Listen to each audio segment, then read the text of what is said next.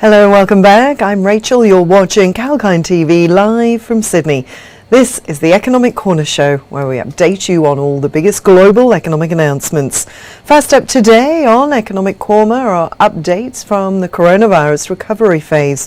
The European Union's biggest countries are lifting pandemic restrictions, but fears are still lingering. While France lifted its travel ban, Spain allowed its 6-month-old state of alert to lapse, and Germany has eased its lockdown.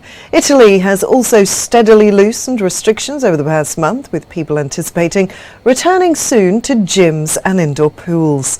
Meanwhile, Singapore has reimposed strict social distancing measures, such as banning in-person restaurant dining, limiting social gatherings to 2 people, and also closing schools following a surge in new COVID-19 cases. The measures are also expected to delay the opening of a travel bubble with Hong Kong that was set to start on the 26th of May. This is the second time an effort to resume flights between the Asian financial hubs has been delayed. The World Economic Forum had also announced that it would hold its annual meeting in Singapore in August, rather than the Swiss ski resort of Davos, as the health crisis abated in the Asian city.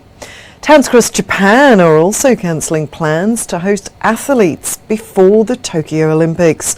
Local holding camps are a crucial part of preparation for many Olympic athletes for training, as well as bonding and for teams before moving to the Olympic villages or straight to their competition venue. But the severity of the COVID-19 restrictions, which will apply even if athletes are vaccinated, is pushing many towns to cancel, highlighting how Japan's determination to stage the Olympics during a pandemic is straining the actual logistics of the event. On the other hand, the UK's Health Secretary says there was an increasing confidence that vaccines worked against the coronavirus variant that was first detected in India. The UK Health Secretary, Matt Hancock, on Sunday reinforced warnings by the British Prime Minister that there was a risk that the emerging variant could knock off track plans to scrap the last coronavirus restrictions in England on social contact. That's expected on June the 21st. Prime Minister Boris Johnson says the conditions were right to reopen the hospitality and the leisure sectors, but called on everyone to play their part in the UK to keep the virus in check. Hancock says there was increasing confidence that vaccines worked against the emerging variant that was first detected in India and designated as B1617, but warned that it would spread like wildfire among the unvaccinated.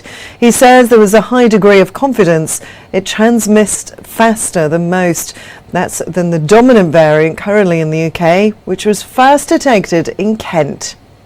Meanwhile, the devastating coronavirus crisis overwhelming India and is wreaking havoc in neighbouring Nepal as well.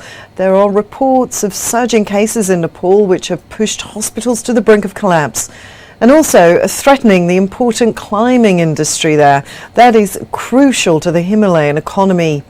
New infections in Nepal have soared in tandem with India's, up from 136 confirmed daily cases on the 1st of April to around 9,000 per day. Kathmandu and the border regions have been hardest hit. The virus has also found its way to Mount Everest Base Camp, where around 1,500 mountaineers, porters and support staff have gathered for what was supposed to be one of the busiest climbing seasons ever. Next up on the Economic Corner, we look at Israel's Prime Minister Benjamin Netanyahu says that the country would continue its military campaign against the Islamic group that controls the Gaza enclave with full force. He warned on Sunday that Israel's biggest military offensive against Hamas in 7 years would take time despite the United Nations calls for a ceasefire.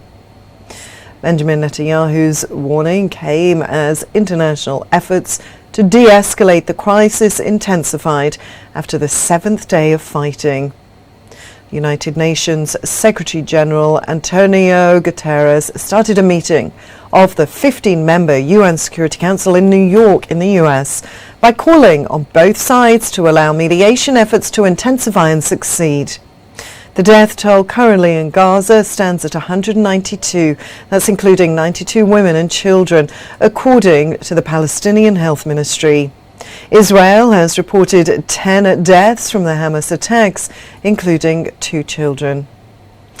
Next up, back to finance now. Insurance group AXA says one of its Asian business units has been the victim of a targeted ransomware attack after a group of cyber criminals claimed to have seized troves of sensitive data from the company.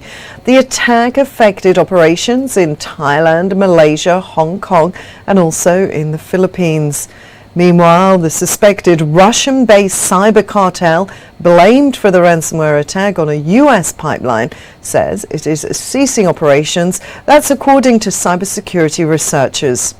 The news comes after the Colonial Pipeline Company made a ransom payment to the hackers worth almost $5 million. Now for updates on the economic data and announcements fronts. China's April activity data has been released with a focus on the retail sales and industrial production data in the main. Chinese surveyed jobless rate for April came in at 5.1%. That's versus 5.3% they saw in March. Chinese retail sales year-on-year for April came in at 17.7% versus the previous 34.2%. Chinese industrial production year-on-year came in at 9.8% versus 14.1% earlier. Analysts at Westpac explained prior to the release that the momentum will remain strong, with capacity and income gaining at a robust pace. Over to Great Britain now, where the average asking price of houses coming into the property market hit a high of £133,000 in May.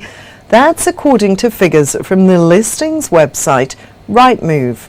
The average asking price has increased by 1.8%, or £5,767 over the last month to £333,564, with an uninspected mini boom that started last year and is continuing well into 2020. The property market has been buoyed by the stamp duty holiday, which was launched last summer and is being phased out in England and Northern Ireland in 2 stages, starting at the end of June. Meanwhile, Japan's wholesale prices rose in April at their fastest annual pace in 6.5 years. That's a sign that rising energy and commodities costs were pinching corporate margins. With the COVID-19 pandemic weighing in on domestic consumption, there is an uncertainty about whether companies would pass on higher costs to households and help the central bank achieve its elusive 2% inflation target. The Corporate Goods Price Index, which measures the price companies charge one another for goods and services, rose 3.6% in April from a year earlier. That's faster than a median market forecast for a 3.1% gain. Next up are travel numbers from New Zealand. Since January 2020, governments have imposed international travel restrictions in multiple countries. This, as we know, is due to the spread of COVID-19 around the world. In March 2020, the New Zealand government introduced further measures to protect New Zealanders from the COVID-19 virus, effectively limiting travel to New Zealand. In the March 2021 year, compared with the March 2020 year, the number of overseas visitor arrivals was 52,700. That was down by 3.6 million. The biggest changes were in arrivals from Australia, the United States, China, and the United Kingdom.